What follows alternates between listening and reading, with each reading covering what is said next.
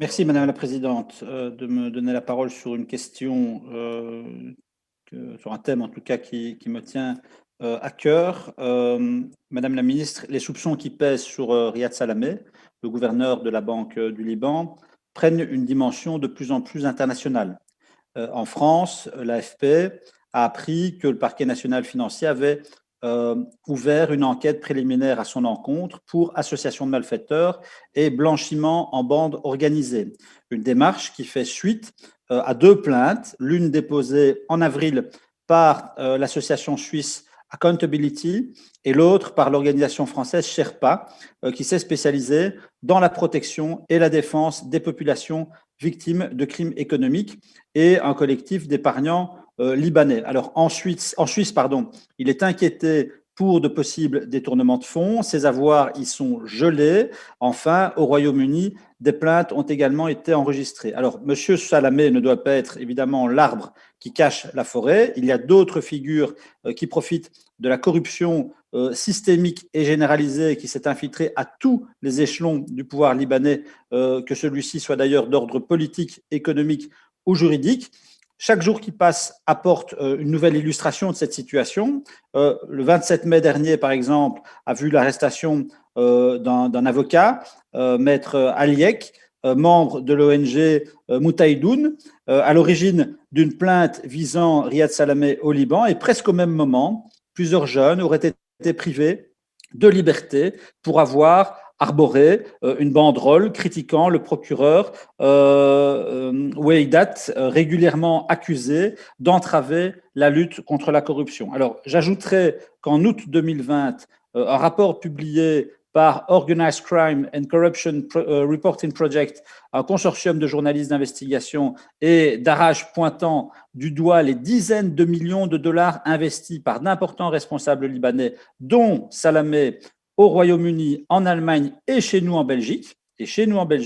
Madame la ministre, face au malheur du Liban que subit le peuple libanais, des sanctions ciblées nous paraissent indispensables. En tout cas, il y a des mesures qui doivent être prises. Lors de la dernière réunion de cette commission, vous m'aviez signalé que la Belgique allait participer activement à la réflexion à ce sujet au niveau européen, sur la base notamment d'un document d'option du service européen pour l'action extérieure. Alors, voici mes questions.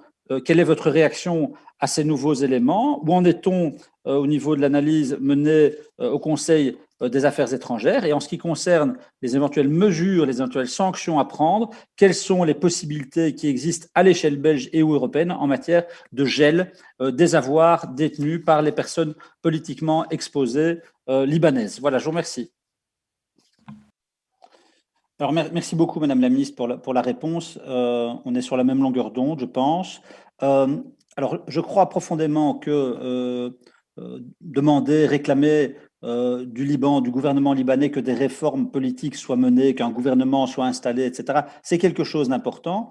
Euh, mais je pense que nous avons des moyens d'action encore plus directs que nous pouvons maîtriser et qui concerne en effet les avoirs des personnes politiquement exposées chez nous en Belgique, en France, au Royaume-Uni. Enfin, au Royaume-Uni, c'est un peu différent puisque le Royaume-Uni est sorti de l'Union européenne, mais dans les pays membres de l'Union européenne, au Luxembourg, Alternative économique, la revue, a publié une enquête qui évaluait la valeur des biens immobiliers de Salamé et de ses proches en France à 50 millions d'euros, dont 40 acquis après son arrivée à la tête de la Banque du Liban en 1993.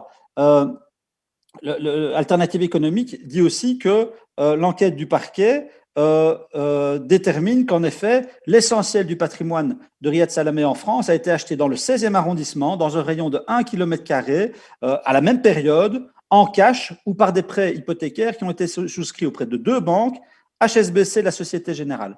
Donc vraiment, je pense que nous avons les moyens de faire la lumière, de faire la transparence, et je vais bientôt interroger, je pense que c'est demain d'ailleurs, le ministre des Finances sur le même sujet. Comment faire la lumière sur les avoirs détenus par des personnes politiquement exposées libanaises qui sont les rouages d'un système de corruption qui est en train de ruiner le Liban et qui fait monter la colère du peuple comme rarement depuis quelques années Et donc, je pense qu'il faut absolument envoyer un signal parce qu'il y a vraiment, je pense, un risque d'effondrement de la société libanaise qui est dégoûtée par la persistance de ce système corrompu. Voilà, je vous remercie beaucoup.